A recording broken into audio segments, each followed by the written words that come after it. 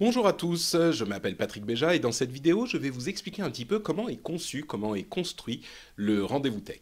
Alors, si vous ne savez pas exactement pourquoi je fais cette vidéo, je vous invite à aller cliquer ici et à regarder la présentation du projet Patreon du rendez-vous tech, qui est un moyen pour vous de soutenir l'émission. Vous aurez toutes les explications dans cette présentation.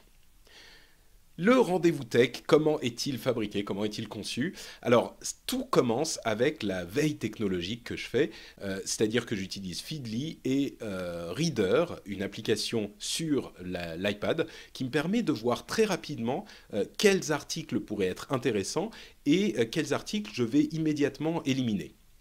Certains vont être gardés en non lus et une fois que j'aurai un petit peu plus de temps, je vais aller y jeter un petit peu un coup d'œil un petit peu plus long et les envoyer ensuite dans les notes de l'émission pour la prochaine émission. Ça, c'est quelque chose qui se construit sur la durée. Tous les jours, je rajoute des nouvelles notes, ou presque tous les jours, je rajoute des nouvelles notes dans l'émission. Certains articles nécessitent un approfondissement et nécessitent d'être lus à tête reposée et en profondeur et d'en lire plusieurs sur le même sujet au même moment.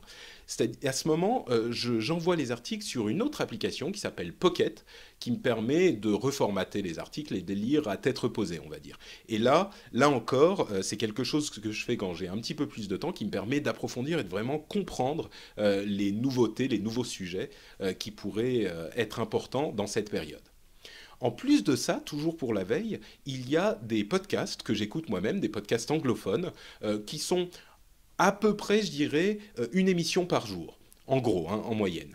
Parfois, il y en a un petit peu plus, parfois, il y en a un petit peu moins, mais en gros, c'est une émission par jour. Donc là aussi, ça fait partie de la veille technologique que je fais pour préparer l'émission. Ensuite, une fois que j'ai tout ce document qui va me permettre d'avoir toutes les notes, tous les sujets qu'on va aborder, je les organise d'une manière à peu près logique, ou du moins j'espère qu'elle est à peu près logique, et j'invite les participants à l'émission. Bon, pour être parfaitement honnête, je commence les invitations un petit peu avant, parce que le document n'est jamais complet jusqu'à l'après-midi avant l'enregistrement de l'émission. Donc j'invite les gens, ça prend un petit peu plus de temps qu'on ne le penserait, parce qu'il y a des gens qui sont disponibles, certains qui ne sont pas disponibles, certains qui répondent un petit peu plus tard, etc. Ça prend un petit peu de temps, le booking de l'émission prend un petit peu de temps aussi.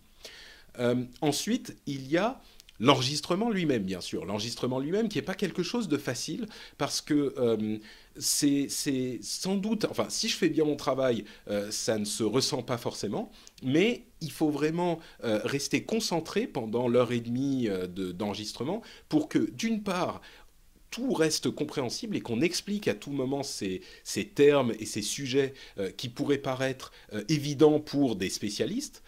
Et d'autre part, il faut rester, bien sûr, comme vous le savez, c'est un point important pour moi, il faut rester distrayant et marrant. Et ça n'a l'air de rien, mais ça nécessite quand même d'être très concentré. Et au bout de l'enregistrement, généralement, je suis un petit peu vidé. Mais c'est pas tout.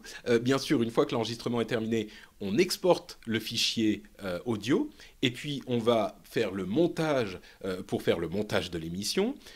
Une fois que le montage est fait, on réexporte en MP3 au bon format et puis à ce moment, je vais remplir les données, les métadonnées du MP3 pour qu'il y ait les notes de l'émission, etc., etc. Et puis je crée l'illustration de l'article et une fois que tout ça est prêt, je les envoie sur un Dropbox qui est partagé avec mon compère Florent qui m'aide depuis un bon moment et qui, lui, va faire la mise en ligne de l'émission.